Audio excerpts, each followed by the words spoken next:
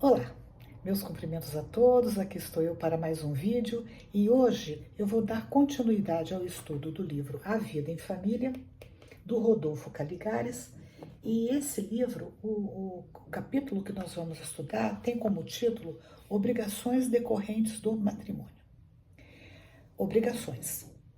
É muito interessante porque o Caligares ele escolhe dar esse título porque quando a gente se casa não é um oba-oba, né? O casamento ele implica em deveres e direitos. Só que hoje em dia a gente está muito mais preocupado com os direitos do que com os deveres. E por isso, talvez, tantos casais se separam logo de cara, né? Não toleram as obrigações, querem que a vida seja um mar de rosas o tempo todo. E daí ocorre essa questão que hoje em dia parece muito comum os casamentos durarem muito pouco. E o Caligares, então, ele vai falar que a vida matrimonial, abre aspas, impõe ao marido e à mulher e a ambos, reciprocamente, uma série de obrigações que, apesar de tradicionalmente aceitas, nem sempre são cumpridas de parte a parte, e daí a razão do insucesso de tantos casamentos. Então, tradicionalmente, a gente sabe muito bem o que cabe ao homem e o que cabe à mulher, mas essas obrigações, embora sejam tradicionais, elas não são cumpridas, e daí os casamentos ficam frustrados de parte a parte. Aí ele vai falar, em primeiro lugar, do que cabe ao marido. E é interessante porque ele trata o marido como chefe de família. E por que o chefe de família? Porque para ele incumbe, segundo Caligares, o governo da casa, a administração do patrimônio da família, cabe também o apoio e proteção à mulher e à prole. E à mulher cabe cooperar com o marido e prestigiá-lo em tudo quanto diga respeito à direção e ao bem-estar da casa. Cabe também a ela criar um ambiente acolhedor e harmonioso no lar, de modo que os participantes desse lar tenham uma atmosfera de afetividade que envolverá o companheiro e a futura prole. Ele também cita que a mulher cabe deferência e submissão ao marido. E aqui é muito interessante porque, particularmente, quando eu li essa questão da submissão, eu fiquei chocada, né? Porque hoje, falar em submissão é alguma coisa meio démodé, né? Mas a forma como Caligares coloca parece bem pertinente. Porque ele diz assim, que o casamento é um grupo societário. Não pode prescindir de uma autoridade que por ele responda, e esta autoridade pertence ao homem, naturalmente mais apto para exercê-la. Gente, aqui é preciso que a gente pare um pouquinho, né? Mas a gente sabe cada vez mais que a figura paterna tem uma função enorme na vida dos filhos. E se os homens abrem mão dessa figura paterna que vai colocar a ordem, a disciplina, os filhos ficam meio que à deriva. É bem verdade que muitas vezes essa figura vai acabar sendo assumida pela mulher, seja porque o homem abandonou o lar, seja porque a mulher não dá espaço para o marido, e aí essa figura paterna fica meio estranha. E aí a gente vê muitos filhos que não obedecem nada, né? E eu estava conversando com uma senhora no outro dia, e ela falando justamente isso, que ela teve um casamento difícil, né? Ela é bem mais velha, inclusive, do que eu, um casamento bem difícil, o marido extremamente autoritário, mas ele fazia esse papel de chefe de família e os filhos sabiam o que obedecer, quando obedecer, por que obedecer. E aí ela estava comparando com os netos, e os netos totalmente à deriva, o que ela estranha muito, porque eles não obedecem nada. eles não obedecem à mãe, o pai já não está mais dentro de casa, ela, como avó, também sente que não tem autoridade sobre os netos, o que causa uma situação bastante constrangedora.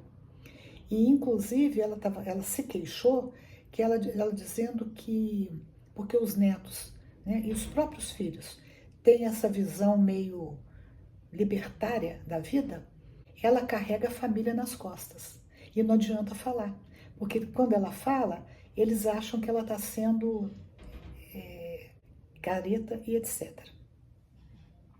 Mas aí o Caligares continua dizendo que também tem deveres que são mútuos, como, por exemplo, coabitação, isto é, vida em comum na mesma casa, da mesma mesa, do mesmo quarto, pois assim o exigem as finalidades do matrimônio, pelo qual foram unidos como se fosse um só corpo e uma só alma.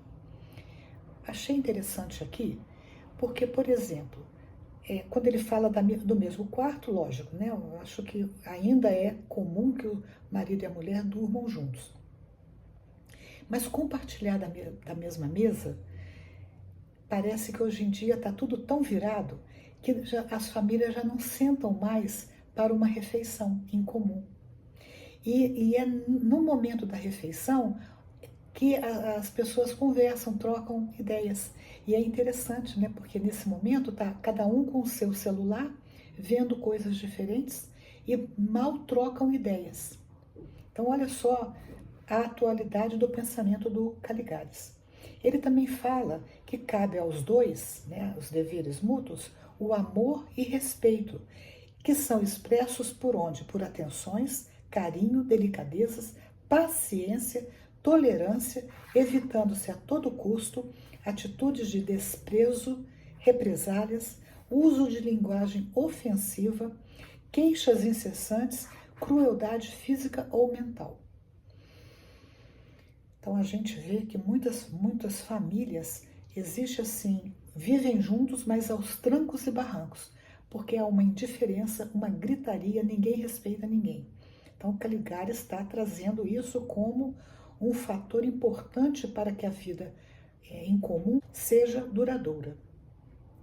E aí ele também diz que a manutenção digna, cabendo ao marido, principalmente, prover os meios por seu trabalho, enquanto a mulher, se não puder contribuir para o aumento da receita, caberá pelo menos saber economizar na despesa, suprimindo gastos supérfluos. Aqui é bem interessante, né? Porque hoje o tempo passou e nem todo, no casamento, nem sempre o marido é o provedor, muitas vezes é a mulher. Mas se essa mulher não pode trabalhar fora, seja por que razão for, ela tem como contribuir para a receita da família de outras formas, não gastando excessivamente, por exemplo. Aí ele continua dizendo que é importante que nos casamentos exista fidelidade absoluta. Ou seja, e qual a importância da fidelidade? A lealdade, que um possa realmente confiar no outro. Se não há fidelidade, se cada um vai pular cerca, por exemplo, logo, logo esse casamento com muita facilidade se desfaz. E ele fala assim que num casamento onde não há essa fidelidade, o adultério, né, quer dizer, a traição, lesa gravissimamente essa família. Quer dizer, traz grande sofrimento, lesar é isso, trazer grande sofrimento para a família. Bom, aí o Caligares segue e ele vai dizer o seguinte, que com a emancipação da mulher, por via da cultura e da conquista de empregos e funções, outrora reservadas exclusivamente para o homem, os respectivos papéis tendem a tornar-se menos específicos. Então aqui ele já diz o seguinte, a mulher já, mesmo lá quando o livro foi escrito, a mulher já estava trabalhando fora, já tinha o seu ganha-pão, né? Já tinha uma outra forma de ver a vida. Mas ele vai se explicar melhor, ele vai dizer assim, As esposas, conquanto continuem a ser mães e donas de casa, graças às franquias cada vez maiores que vêm sendo concedidas ao sexo feminino, estão se tornando também pessoas complexas, maduras, multiscientes, capazes, portanto, de uma participação mais ativa e consciente nos acontecimentos da vida comunitária. Os maridos, a seu turno, embora mantenham suas prerrogativas de cabeças ou chefes de família, mostram-se cada vez mais ciosos de sua suposta superioridade. Participam das tarefas caseiras ao invés de se sentirem prejudicados com a ascensão feminina. E isso a gente vê mesmo, né? Homens que não se sentem menos homens porque tem que lavar uma louça, varrer um chão, cuidar de uma criança. Eles estão cada vez mais tomando isso com naturalidade. E se não estiverem, é bom que passem a tomar, porque as mulheres, elas já não estão mais aceitando aquele marido que só fica nas costas dela, que deixam tudo para cima delas. Então, é bom que os maridos abram os olhos também. Da mesma forma que é bom que as mulheres também abram os olhos para não ficarem totalmente dependentes dos seus maridos. Porque os maridos também querem esposas que compartilhem com eles a vida matrimonial. Aí ele vai dizer lá na frente que os homens até aplaudem e estimulam esse comportamento feminino, né, de serem independentes, porque passam a ter nas esposas não meras servas domésticas, mas verdadeiras companheiras com as quais podem manter diálogo de alto nível, planejar e decidir em conjunto tudo quanto se relacione aos interesses da família. Então, à medida que as mulheres foram estudando, né, foram se desenvolvendo, foram adquirindo autonomia, assumirem papel profissional ativo, elas também se tornaram companheiras mais interessantes para os maridos, né, sendo capazes de manter um diálogo de alto nível, né, e com isso o casamento se torna ou se tornaria mais interessante para ambos os lados e para os filhos também. Ter uma mulher, ter uma mãe que pode conversar em pé de igualdade com o seu marido. Uma mãe que possa contribuir para o desenvolvimento intelectual, social e afetivo dos filhos, e etc. Bom, tá aí o texto do Caligares. Espero que tenham gostado. Se gostaram, dê um joinha, compartilhem e comentem. Até o próximo vídeo, se Deus quiser.